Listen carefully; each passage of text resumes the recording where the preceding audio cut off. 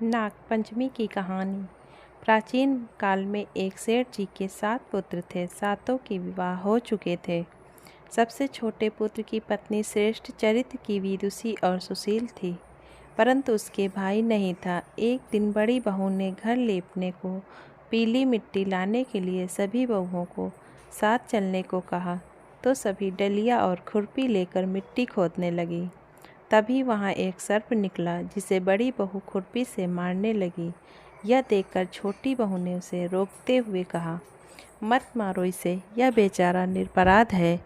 यह सुनकर बड़ी बहू ने उसे नहीं मारा। तब सर्प एक ओर जा बैठा। तब छोटी बहू ने उससे कहा, हम अभी लौट कर आती हैं, तुम यहाँ से जाना मत। यह कहकर वह उसके साथ मिट्टी लेकर घर चली गई और वहाँ कामकाज में फंसकर सर्प से जो वादा किया था उसे भूल गई। उसे दूसरे दिन वह बात याद आई तो सबको साथ लेकर वहाँ पहुँची और सर्प को उस स्थान पर बैठा देखकर बोली, सर्प भैया नमस्कार। सर्प ने कहा, तू भैया कह चुकी है, इसलिए तुझे छोड़ देता हूँ, नहीं तो झूठी बात कहने के कारण तुझे अभी डस लेता। वह बोली, भैया मुझसे भूल हो गई, उसकी क्षमा मांगती हूँ। तब सर्प बोला, अच्छा तू आज से मेरी बहन हुई और मैं तेरा भाई हुआ, तुझे जो मांगना हो मांग ले। वह बोली, भैया मेरा कोई नहीं है, अच्छा हुआ जो तू मेरा भाई बन गया। कुछ दिन व्यतीत होने पर वह सर्प मनुष्य का रूप रखकर उसके घर आया और बोला कि मेरी बहन को भेज दो। सबने कहा कि इसके तो कोई भाई नहीं था, तो वह बोला, मैं दूर के रिश्ते में इसका भाई हूँ, बचपन में ही बाहर चला गया था। उसके विश्वास दिलाने पर घर के लोगों ने छोटी को उसके साथ भेज दिया। उसने मार्ग में बताया कि मैं वही सर्प हूँ, इसलिए तू डरना नहीं और जहाँ चलने में कठिनाई हो वहाँ मेरी पूँछ पकड़ लेना। उसने कहे अनुसार ही किया और इस प्रकार वह उसके घर पहुंच गई। वहां के धन ऐश्वर्य को देखकर वह चकित हो गई। एक दिन सर्प की माता ने उससे कहा, मैं एक काम से बाहर जा रही हूँ, तू अपने भाई को ठंडा दूध पिला देना। उसे यह बात ध्यान न रही और उसे गर्म दूध पिला दिया, जिसमें उसका मुख पूरी तरह जल गया। यह देखकर सर्प की माता बहुत क्रोधित हुई, परंतु सर्प के समझाने पर शांत हो गई।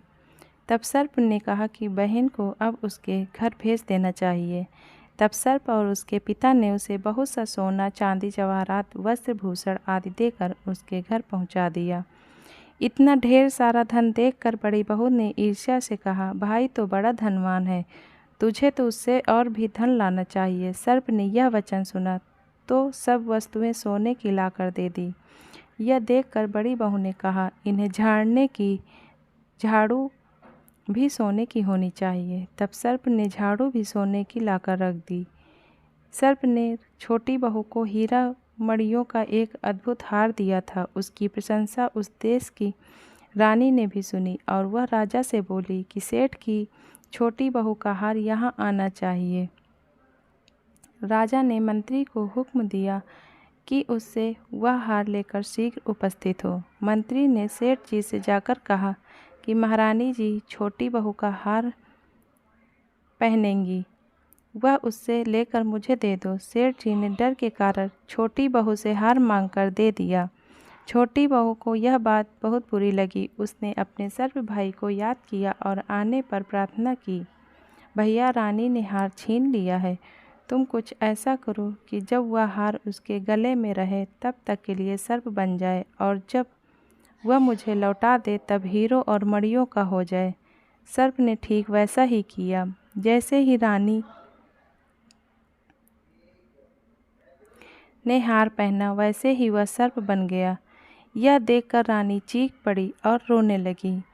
यह देखकर राजा ने सेठ के पास खबर भेजी कि छोटी बहू को तुरंत भेजो।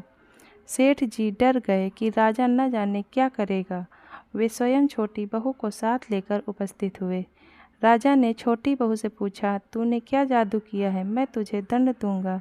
छोटी बहू बोली, राजन धृष्टता क्षमा कीजिए, यह हार ही ऐसा है कि मेरे गले में हीरो और मणियों का रहता है और दूसरे के गले में सर्प बन जाता है। यह सुनकर राजा ने वह सर्प बना हार उसे देकर कहा, अभी पहन कर दिखाओ। छोटी बहू ने जैसे ही उसे पहना वैसे ही हीरो मणियों का हो गया।